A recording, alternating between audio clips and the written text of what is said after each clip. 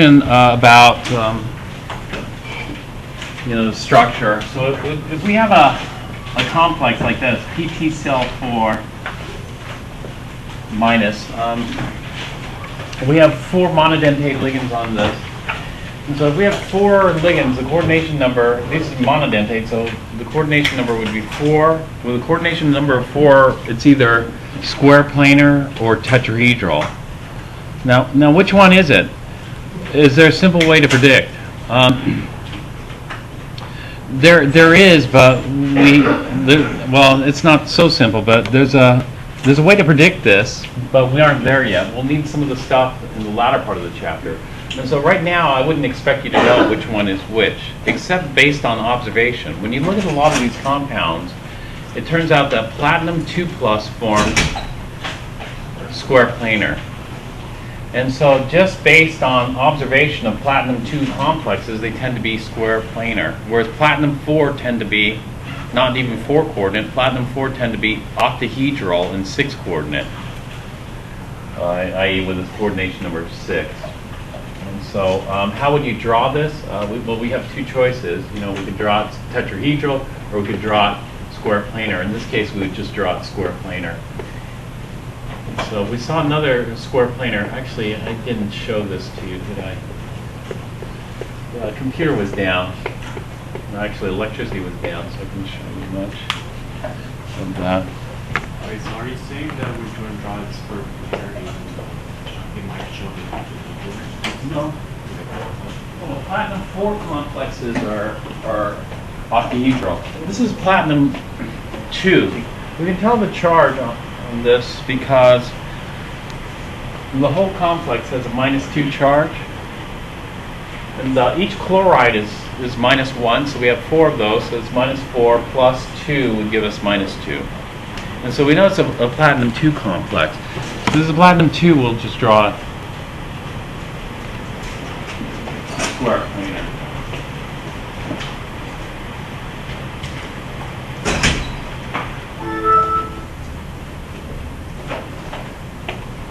Like this.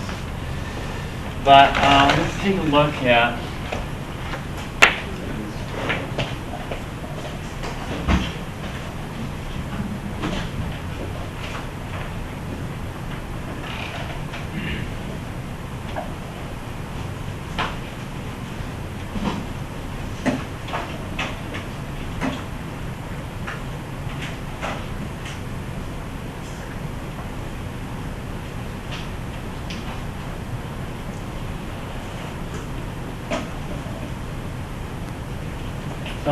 this is just from observation. So one of the applications of coordination chemistry is this. This is cisplatin. Cisplatin is a common name, but the actual name we call this, it has 2 amines and 2 chloros. And so what do we name first? The metal, the neutral ligands, or the anion ligands? Alphabetical, so it doesn't matter. We've named ligands first in alphabetical order. So this would be diamine, dichloro, platinum 2. And this is a neutral molecule, so it doesn't have any charge. There are 2 ways of drawing this. One way is to put the chloros adjacent to each other and the amines adjacent to each other. The other way is drawn opposite. Since there are 2 structures for this one formula, we call these isomers. This is called the cis isomer. The cis isomers when they're adjacent, the trans isomers when they're opposite. And it turns out one application for the cis isomer, cisplatinum, is it's a cancer-fighting drug. This thing gets wedged into the groove of DNA, prevents replication. So you'd want that for cancer cells. Whereas this is inactive. This won't get wedged. And this won't get wedged in there because of the electronic environment around here. It's different than the electronic environment around here, or the electron cloud.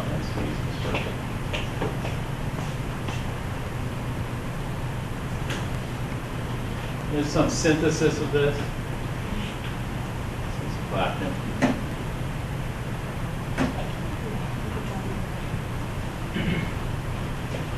All right, whereas platinum 2 coordinates with 4 ligands, cobalt-3 coordinates with 6 ligands here. And so how do you know? How do you know how many ligands? So if I give you cobalt-2, is that going to be 2 coordinate, 4 coordinate, or 6 coordinate? 6. I mean, you could guess 6, right? You guess 6 because cobalt-3 has 6 coordinates, so you're doing it just based on what you've seen. But, you know, how confident would you be in that? You know, would you bet, if you're a gambling person, would you bet $100 on that? Would you? Yeah, so the answer to this is, at this point, we don't know, you know. Is it going to be 4, 6? I don't expect you to know. You know, we're just going to observe and then see. Typically, this is what we do, unless you know the theory. If you know the theory, the great thing about theories is you should be able to predict them. Use the theory to predict the coordination number of each metal ion. But since we don't have the theory, or we can't apply the theory in this particular case, then rather than a theoretical approach, we use a, you know, in this two-pronged approach, we use a more kind of a memorization of factual knowledge. And the memorization of factual knowledge is, hey, cobalt-3 is 6 coordinate, maybe cobalt-2 should be 6 coordinate. Silver ions are 2 coordinate. That's just what's observed. It would be nice to predict those theoretically, but we aren't at that point. And so we're just observing a lot of these, not necessarily doing any predictions. Well, another application of complexes is the stabilized oxidation state. One of the chemical properties of cobalt-3 is it's a powerful oxidizer. In fact, cobalt-3 is powerful enough to oxidize water. And so cobalt-3 is too strong of an oxidizer to exist in water. Look at this reaction here. Cobalt-3 reacts with water to form cobalt-2, H+, and oxygen gas. And so essentially the cobalt-3 is stripping electrons off oxygen and water. The oxygen in water has an oxidation state of -2. It's going from a -2 oxidation state to a 0 oxidation state that's losing electrons. This reaction is favorable. There's a driving force. We're going from stronger oxidizer to weaker oxidizer. The stronger oxidizer is cobalt-3. The weaker oxidizer is cobalt-2. Is that the weaker oxidizer? No, because remember, if this is the oxidizer, then cobalt-2 would be its conjugate reducer. So cobalt-2 is actually the reducer. The oxidizer is H+. No, the oxidizer is oxygen. Oxygen and H+. That's the oxidizer is these two. It's a combination of those. Anyway, this reaction is favorable. So cobalt-3, if somebody asked you to make a 1 molar cobalt-3 solution, you wouldn't be able to do it because the cobalt-3 would attack the water and form cobalt-2. You'd be left with cobalt-2. It's like the leveling effect, right? It's like the leveling effect because what you're mixing in there automatically reacts, and then you end up with something else. But it is possible to get cobalt-3 in solution, and that is cobalt-3 is a pretty good Lewis acid. And if you attack it with this, ammonia, which is a Lewis base, you can form the hexamine cobalt-3 ion. The hexamine cobalt-3 ion is stable. The hexamine cobalt-3 ion will not be able to oxidize water. And so did I ever talk about aqua regia? Have you ever heard of aqua regia? Aqua regia stands for royal water, and what royal water can do is it can dissolve gold. Dissolving gold is very difficult because if you try to dissolve gold, you probably attack it with an oxidizer. You attack it with an oxidizer to form gold ions. The gold ions hopefully will dissolve in water.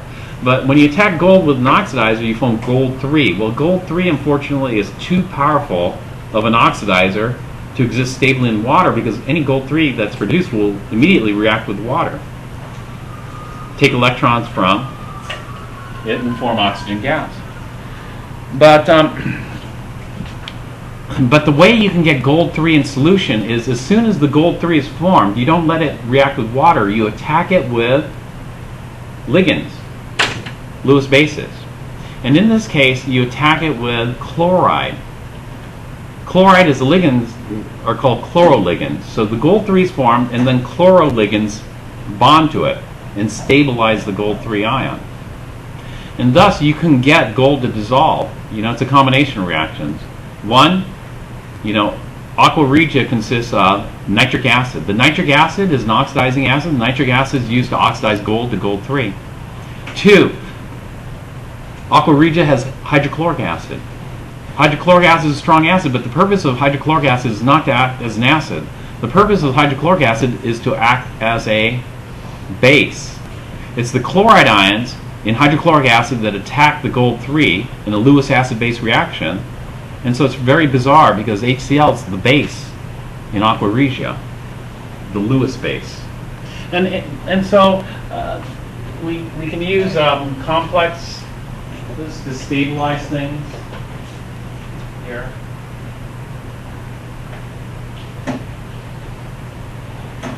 It's used in photography, fixing film.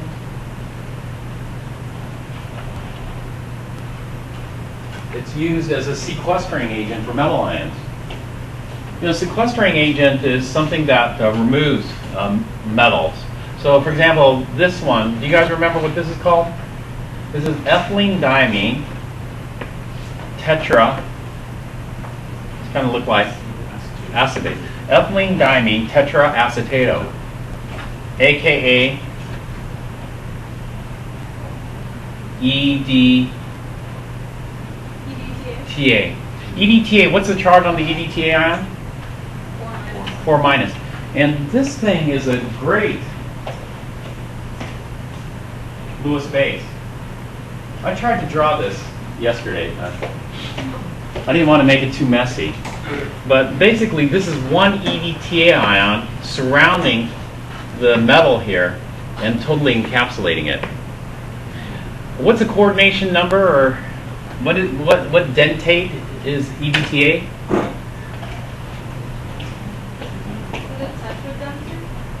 Is it tetradentate? Is it monodentate, bidentate? Well, we know ethylene diamine is a bidentate. And so the ethylene diamine grips onto the metal like this. But then an acetate can wrap around and attach. So the ethylene diamine grips here, and then the two acetates on one side come over and bite into the metal, and the two other acetates come over and bite into the metal, and all of a sudden we get a coordination number of 6. This is called a sequestering agent because once EDTA has encapsulated this, it's very difficult to break off. Think about what you have to do to break this off. If you just break off one acetate, you got 5 other things gripping on. And so you break off one acetate and then try to break off the other acetate, and the original acetate reattaches. And so each time you try to break something off, it can easily reattach. And so essentially what you have to do is you have to break all 6 bonds kind of at the same time. Otherwise, one part of it's always stuck and the other part can wrap around and reattach. Have you ever had an experience like that? Where each time you try to peel it off, it reattaches? No? Well, this is the way EDTA is. EDTA is called a chelating agent, chelating for claw. And once it's gotten its claws into the metal, it's very difficult to take off. And so they use it, as a preservative. Certain bacteria require magnesium ion for growth. And so what EDTA does is it sequesters the magnesium ion so that there's no magnesium for the bacteria to grow, and thus preventing food spoilage. And so EDTA is used for that. EDTA is also used for heavy metal poisoning. In fact,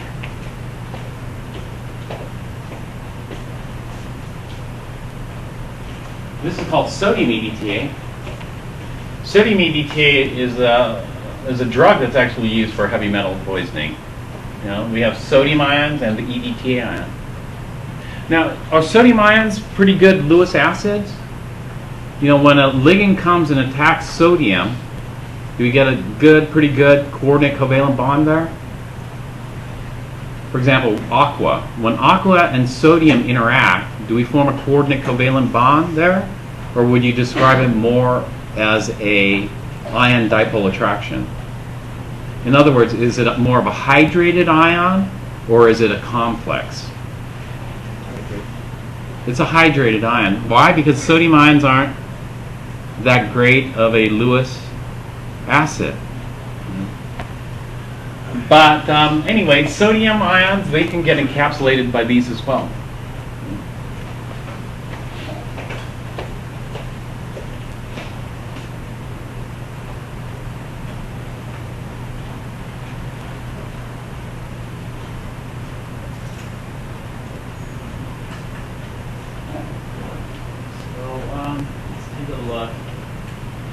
I was going to show this yesterday.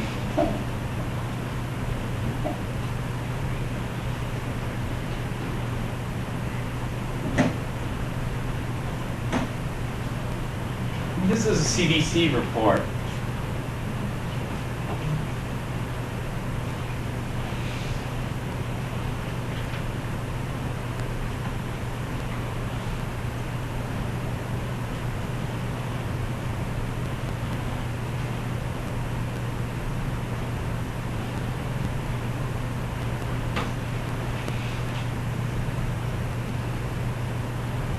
There turns out to be two drugs for heavy metal poisoning. One is sodium EDTA, the other is calcium EDTA.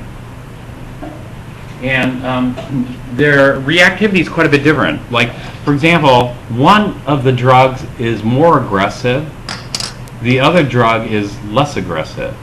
And so what would you predict the more aggressive drug to be? Sodium EDTA or calcium EDTA, and why? Sodium EDTA should be the weaker and calcium EDTA the stronger. And how come? Let's say you had lead poisoning. You have too many lead ions in your blood. You want to clear those. So you're going to use EDTA to sequester those, encapsulate them. And that way, when EDTA encapsulates the lead ions can't attack your protein. And since it forms a very stable complex, you'll excrete that out. That's kind of unreactive. And so you would expect calcium EDTA to be more aggressive. Why?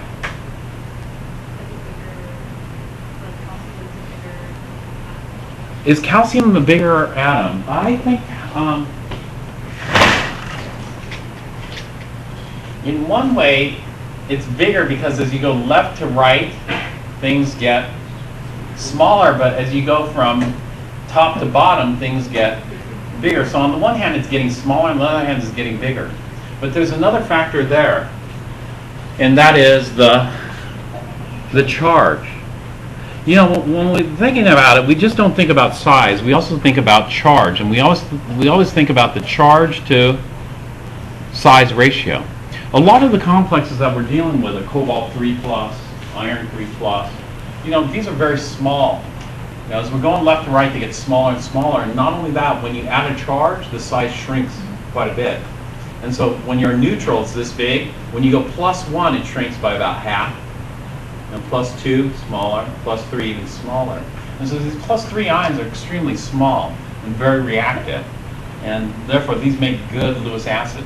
But what about the group 1s? The group 1 atoms, do they make good Lewis acids?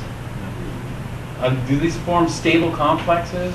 Means and aqueous? No, these don't really, because of their low charge density, charge to size ratio or charge density.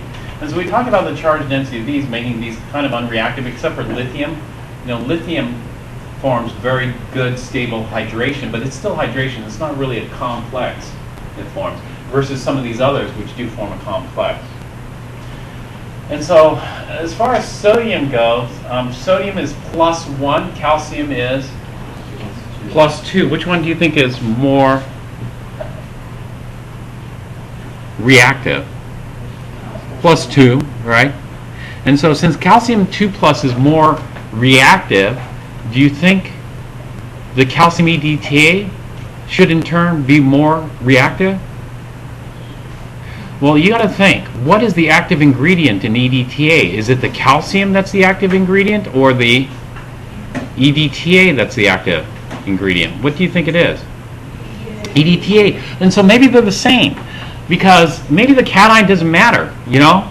The cation doesn't matter because both of them contain EDTA, and EDTA is the active ingredient, and all you need is EDTA, right? Is that true or false?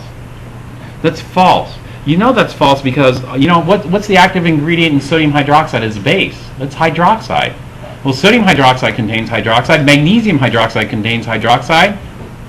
And so if I run out of milk and magnesia, which is magnesium hydroxide, I'll just substitute sodium hydroxide. They both have the same active ingredient, right? And so sodium hydroxide, let's say your friend has an upset stomach, they want some antacid, you just have some drain cleaner in the sink, below the sink. That's sodium hydroxide, magnesium hydroxide, same thing. Hydroxide's hydroxide, right? Both of them are strong base. True? No, it's false. It's false because magnesium hydroxide is not a strong base. Magnesium hydroxide is a weak base. And why is it a weak base? Because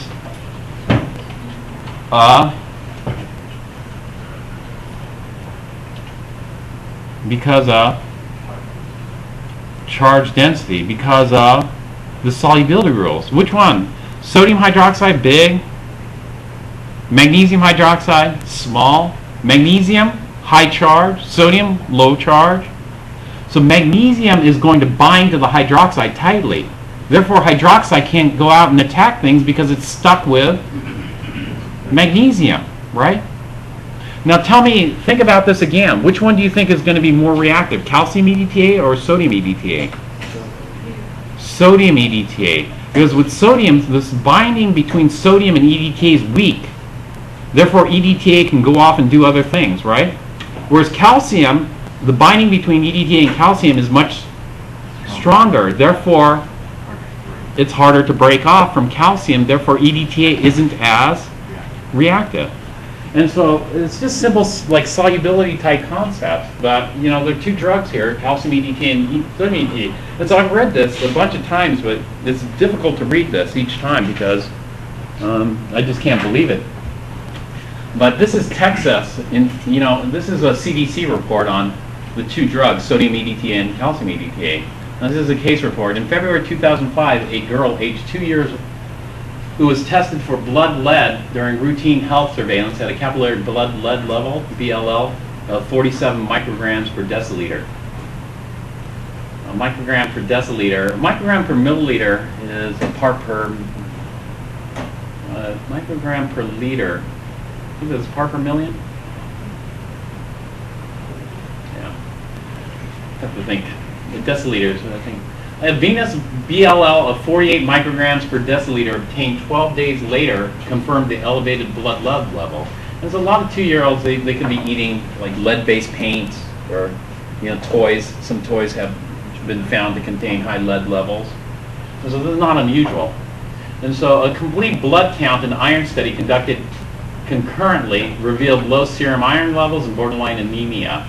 On February 28, 2005, the girl was admitted to a local medical center for combined oral and intravenous chelation therapy. The patient's blood electrolytes at admission were within normal limits. Initial medication orders included intravenous sodium EDTA and oral succimer, an agent primarily used for the treatment of lead poisoning.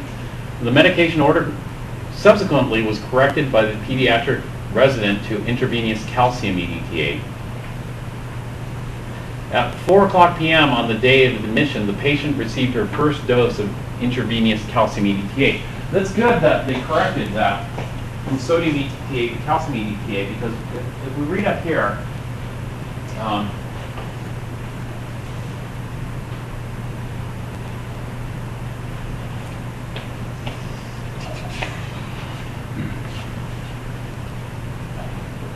you know, sodium EDTA contains a warning stating the use of this drug in any particular patient is recommended only when the severity of the clinical conditions justify the aggressive measures associated with this type of therapy. And it goes on to further to state that, you know, chelating agents, especially those intended for use with children, are only intravenous calcium. The only agent recommended for intravenous IV chelation therapy for children is calcium EDTA. But they have both drugs available in case the severity of lead poisoning justified the more aggressive drug. And so that was caught, and so they changed it to calcium EDTA. At 4:00 p.m. on the day of admission, the patient received her first dose of intravenous calcium EDTA. At 4:35 p.m., she was administered 200 milligrams of oral Succimer. Her vital signs remained normal throughout the night. At 4:00 a.m. the next day, a dose of intravenous sodium EDTA instead of intravenous calcium EDTA was administered.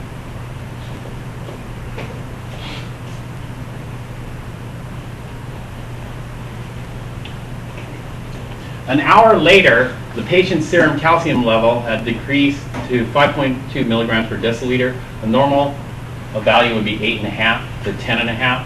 At 7:05 a.m., the child's mother noticed that the child was limp and not breathing. Bedside procedures did not restore normal cardiac rhythm, and the cardiac resuscitation code was called at 7:25 a.m. The child had no palpable pulse or audible heartbeat. Repeat laboratory values for serum drawn at 7:55 a.m. indicated that the serum calcium level was less than 5 milligrams per deciliter despite repeated doses of calcium chloride. All attempts at resuscitation failed and the girl was pronounced dead at 8:12 a.m. So go in at 4 p.m. and dead the next day at 8:12 a.m.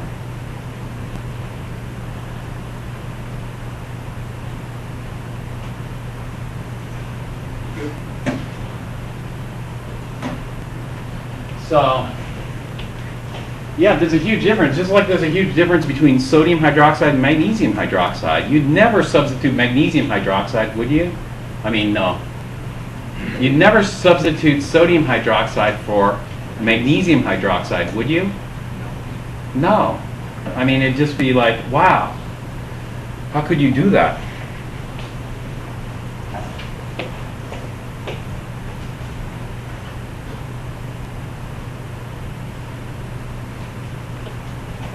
Anyway, going on, there are many biological systems that consist of complexes. One of them is when we see this. This is a porphyrin structure. All these are sp2 carbons, so this whole thing is flat like a pancake. This is a porphyrin ring structure. One place you see porphyrin ring structures are things like in chlorophyll. Chlorophyll is a bit bigger. They compress this. There are 20 carbons out here. This is a very long chain. But if you take a look at the central metal here, it's magnesium. And so magnesium, you don't see that often in complexes, but in this case, in this biological complex of chlorophyll, we see it here. If you look at the structure, what does the structure look like? Look at that. It's a geometry. This 4-coordinate, right? And so 4-coordinate could be, or a coordination number of 4 could be tetrahedral or square planar. In this case, it looks square planar. Yeah, we aren't predicting it. It's just looking at it and seeing what it looks like.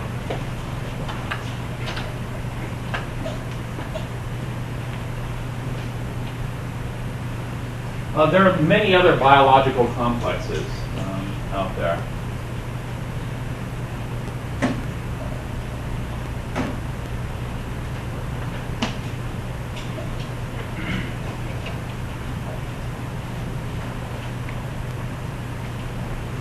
All right, so let's take a look at some example homework problems and get a little bit more practice with some of these concepts. And so 1A, how many people have done these already? A number of you? Okay, we'll do a couple of these and then we'll look at the latter ones. But I want to talk about a few of these. For like 1A, a complex having chromium 3+. And then we have 2 ammonias. And then we have 4 chlorides. And so this is going to be, all these are monodentate ligands. 1, 2, 3, 4. All these are monodentate ligands, so the coordination number on chromium should be 6. And when we have a coordination number of 6, we'll draw an octahedral configuration of bonds like this. And then where do we put the ligands? Where do we put them? Is there a particular order that they have to go? No, you just put them randomly, wherever you want. And when you do it randomly, you'll notice that sometimes you generate multiple possibilities. For example, the two ammonias might be adjacent to each other, or they might be opposite each other. And that leads to what we call isomers. And so the two ammonias might be cis to each other, which means they're next to each other, or trans to each other, which means they're on opposite ends. But we don't care, because all we need to do is draw one, and it doesn't matter which one we draw, and we aren't talking about isomers until later. And so you just pick them. Maybe an ammonia here and here, and then a chloro out here. Here's another chloro or chloride. There's another one, and another one. And it's kind of funny, because when you look at this is a chlorine, that is covalently bonded, but we still consider it chloride. This chlorine still we consider as having a -1 charge, which doesn't make sense looking at it, but that's the way we count electrons. And this chromium we still consider +3, even though it just all of a sudden gained a whole bunch of electrons. Do you see that? And so it's a funny counting system. And then we add up the net charge. We have 3 chlorides here. This 3+, the net charge is actually 4. The net charge is -1.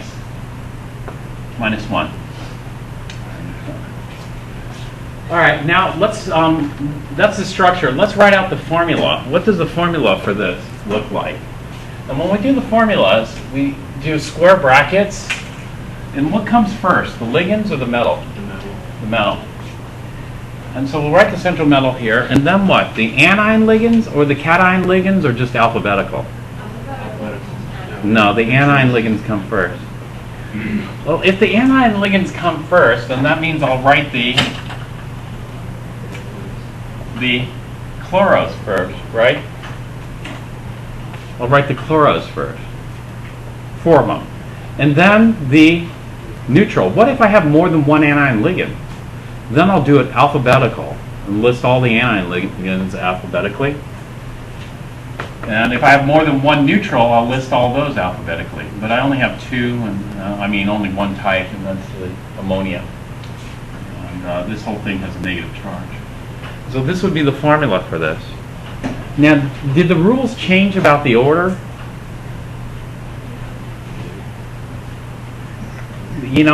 Was it always anion ligands go first?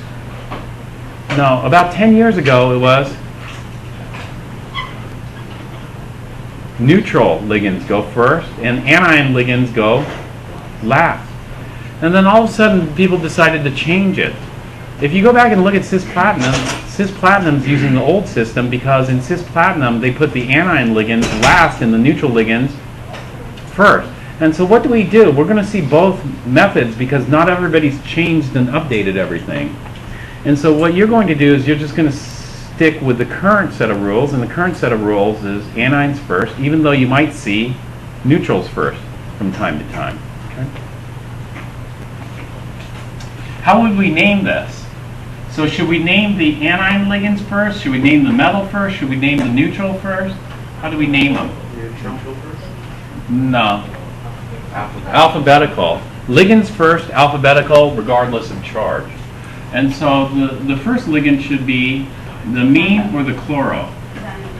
The amine. So we go diamine with 1 M or 2 M's? 2 M's. Diamine. Tetrachloro. Space or no space? No space, yes. Tetrachloro.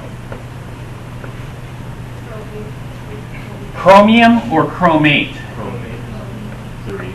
Chromate. Why chromate and not chromium? Because it's an anion. The whole thing carries a net negative charge. And chromate 1 or chromate 3? Chromate 3, because it's the charge on chromium. Space or no space? No space. No space. That's all one word. And this is the ion. So we could say it's the diamine tetrachlorochromate 3 ion. That's what we have here. let's do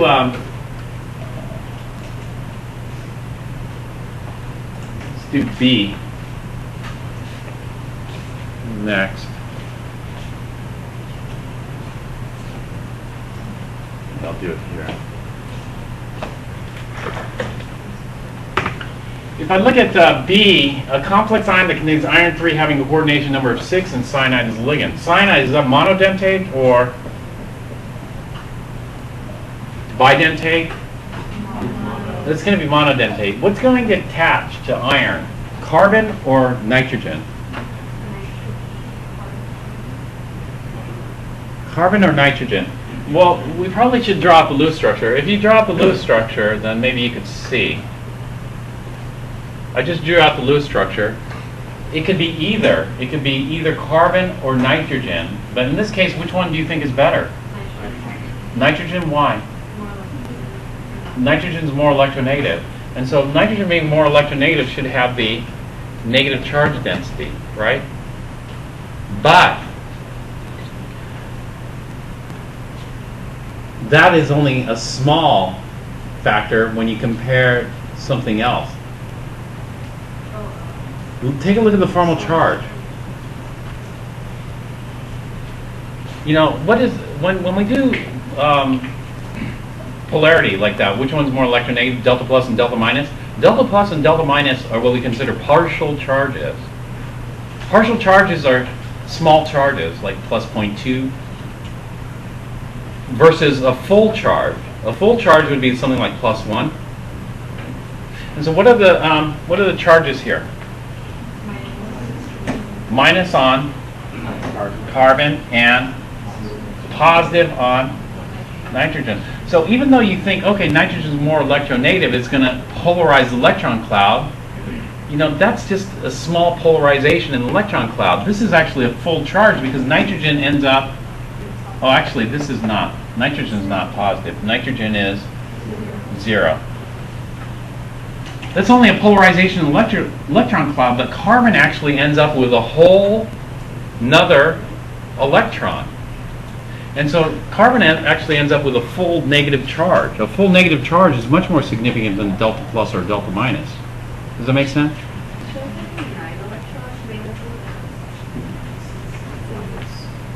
Cyanide? Oh, no, never mind, never mind. Okay. Because of the negative charge, there's one extra electron, right? And so here, which one do you think is going to be a better electron pair donor? The nitrogen or the carbon? The carbon. And it is the carbon that attaches to iron in cyanide.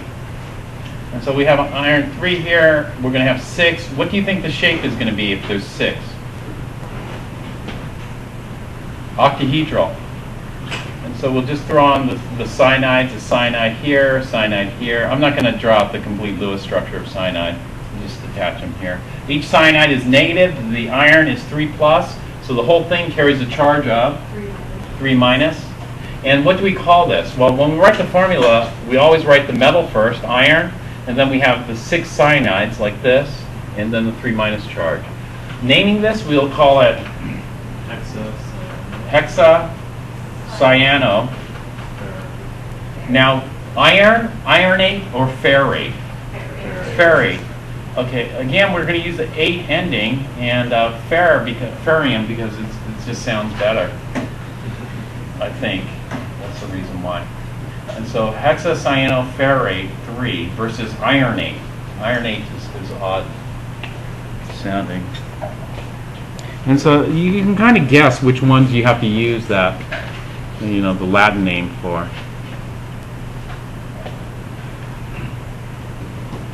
Just based on the way it sounds.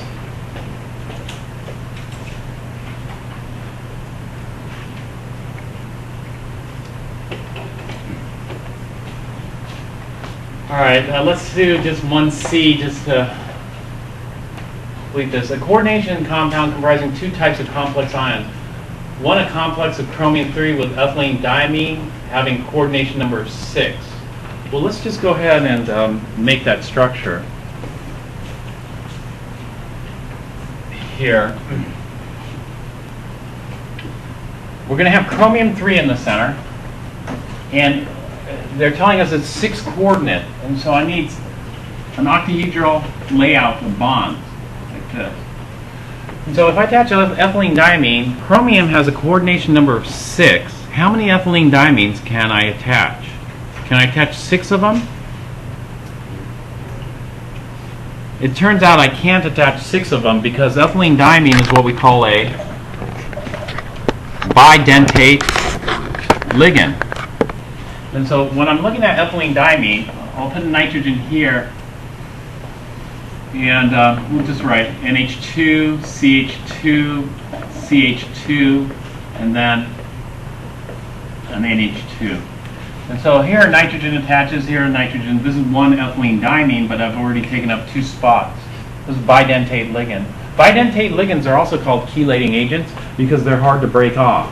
If you break one arm off, the other arm's still attached, right? And so you break this arm off, and then as you try to break this one off, this one reattaches because there's a strong attraction. And so chelating agents are difficult. Monodentates are a lot easier to break off because you only have to break off one bond.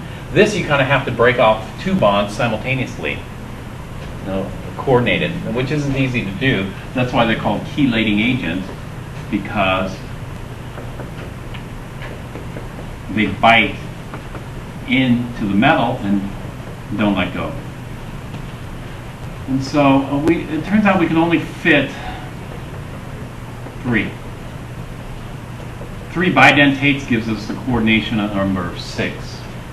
Okay, the ethylene diamines are neutral, so this whole thing is going to carry a 3+ charge. The name of the cation is going to be, now the formula for ethylene diamine, we have a choice. We can use the abbreviation, right, EN3. And so the cation is, what do we call this? Triethylene diamine? No, we call it trisethylene diamine. Chromium chromate. Chromate. Chromium. 3, 2, or 1? 3. So this would be trisethylene diamine chromium 3 and ion. That's the cation. Then we look at the anion. The anion is also a coordination complex. And it has nickel 2 with 6 cyanides. Coordination number 4. Well, how do I know it's a coordination number 4? They just told me. Later on I'll see, nickel 2, platinum 2 have certain characteristics that might make them coordination number 4. But nickel 2, is it tetrahedral or is it square planar? Turns out nickel 2 is tetrahedral. No, square planar. No, we'll see. We'll see later. You'll see later, so don't worry about it now. But anyway, we have nickel 2 in the center. And then we have 4 cyanides. Now, they didn't tell us if this is square planar or tetrahedral, right? And so, you know what? I'm just going to draw it generically, saying there's a cyanide here, cyanide here, cyanide here, and a cyanide here. And I don't know, square planar or tetrahedral. I don't know at this point. And so I can't draw it, and so I'll just draw it like this. I'm not really worrying about the geometry, its shape. What's the net charge on this? Well, each cyanide is -1, nickel is +2, so yeah. How do you name this?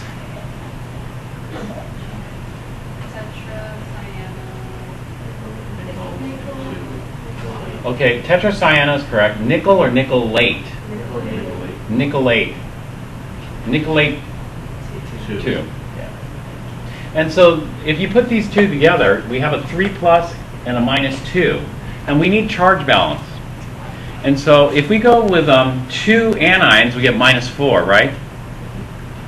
And if we go with 2 cations, we get +6. And so what's the ratio that we need to charge balance this? We need 2 cations and 3 anions to achieve electrical neutrality. Does that make sense? And so all this is if you have a 3+ cation and a 2 minus anion, then we got to figure out the correct ratio. We could cross multiply here, and we get Fe2O3, 2 cations for every 3 anions. And so the same thing here. The compound is going to be like this. Well, let me just write it here. It's probably not easy to see, but we have 2 cations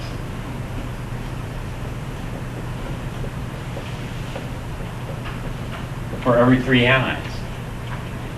And so this would be the formula for this compound. Does that make sense? Uh-huh. And then you said the complete name is 2 separate words, right? Yeah, it's just like this. What is the complete name for this? The complete name is the name of the cation, iron 3.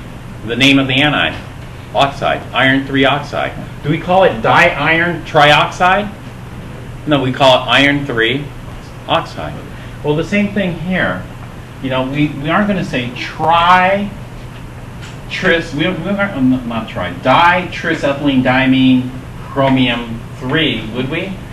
No, we just say trisethylene diamine chromium 3 space tetracyanonickelate 2. That's the way.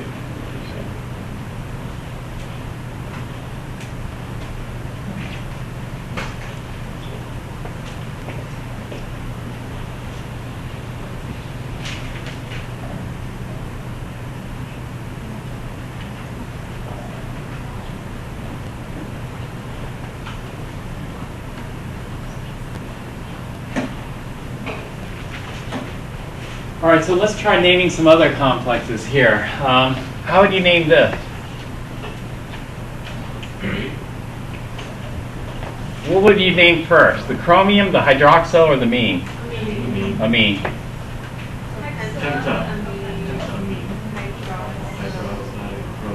Not hydroxide, hydroxo. Not chromate because it's positive. Chromium. Not 2. 3. It's got to be chromium 3 because hydroxide is -1. So plus 3 minus 1 gives us plus 2. Ammonia is neutral. How about this one? Triamine, triamine, aqua, dichloro, chromium, chromium 3 plus. Yeah. So chromium Roman numeral 3. That's correct. How about this one? Here. C.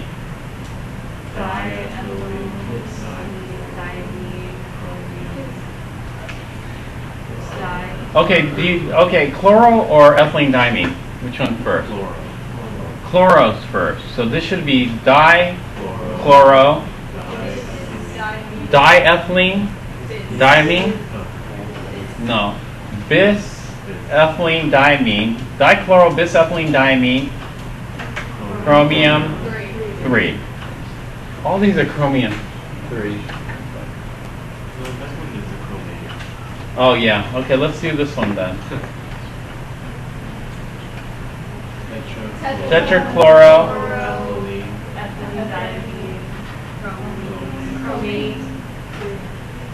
chromate 3. So again, yeah, all these are ions. So that's good.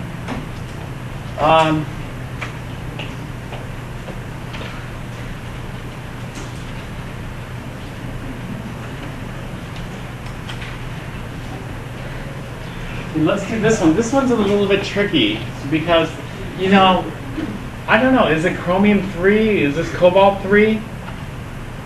Or is it cobalt 2? It's not really specified, so let's go ahead and try this one. Let's name this one. This would be tris, ethylene diamine, cobalt. This is the cation, so it'd be cobalt. I don't know. Maybe cobalt 3, maybe cobalt 2. But let's wait. This would be called... Okay, do we have to use tris for oxalate? Oxalato? No. So we could just call it tri-oxalato chromate. Now we got to figure out what is the charge on chromium. Now chromium can be +2 or +3. If it were +2, An oxalate is what?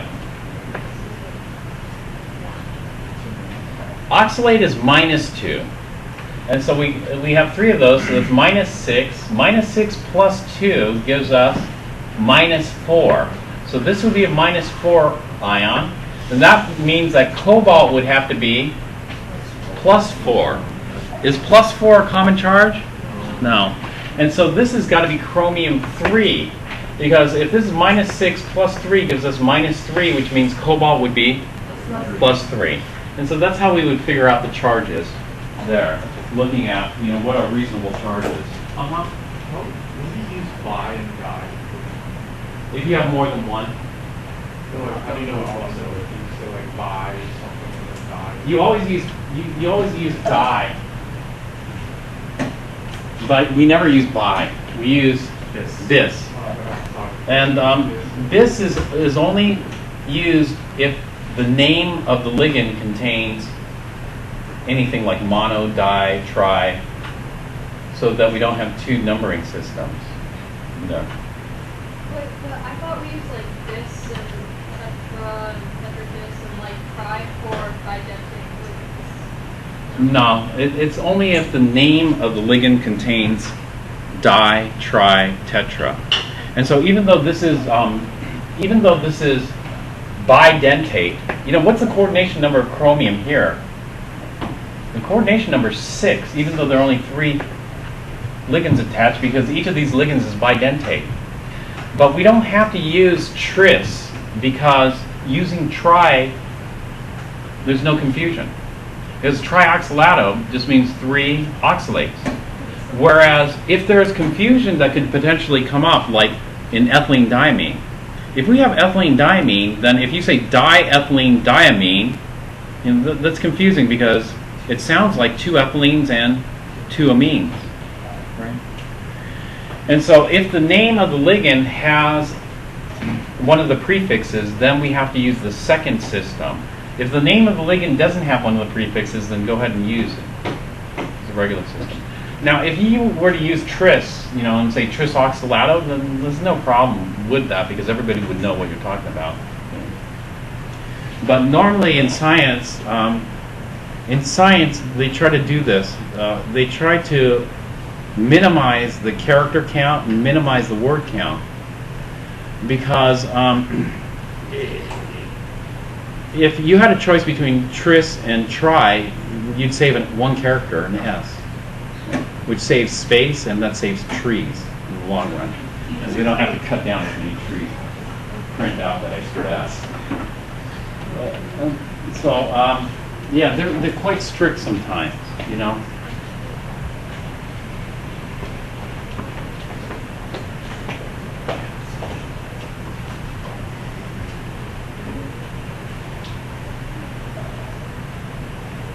All right.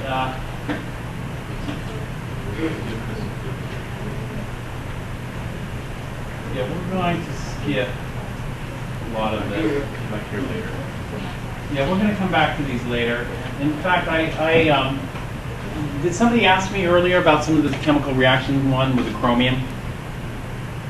You'll notice that some of the problems involve more advanced like reactions.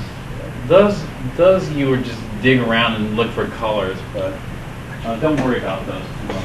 I'm not going to touch them. And so reactions or homework problems of this type, copper 2 chlorides dissolved, HCl produces yellow. Then you'd flip back in the book and look. What's yellow with copper 2? Well, it turns out what's yellow with copper 2 is the chloro complex of copper. And then it turns blue and green. And what are those from? Those come from other complexes. And so digging around and looking at what kinds of colors some of these complexes are gives you a clue to their identity. And so this is just using color as an identifier for the identity of the complex. All right, so those are some examples. If you have some questions that come up, let me know next time. But I want to start chapter 15 today. And we'll take a break and then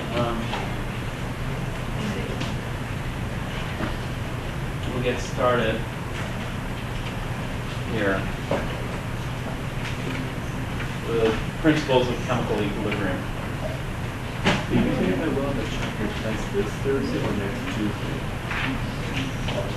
The test, okay, the way the tests are going to work out is, let's say I finish chapter 24, part 1 today, and then the test will be next week on Tuesday. Yeah. And so your homework for chapter 24 will be due on Tuesday. Your homework you could either do on loose leaf paper and staple it together, or you can have a notebook. You can turn in your whole homework notebook, because the way I grade the homework is I just check it off during the test and give it back to you before you leave. And so if you just want your homework in one notebook and don't want to have a whole bunch of different packets of homework, then that's fine too. Just give me the whole notebook. Okay? We are going to have a quiz though this week. We're going to have a chemical reactions quiz this week. Your second chemical reactions quiz will be similar. It will be a similar format to the first chemical reactions quiz. That is, yeah, just on a note card and open book, open notes, and you can consult your friends and neighbors. Okay.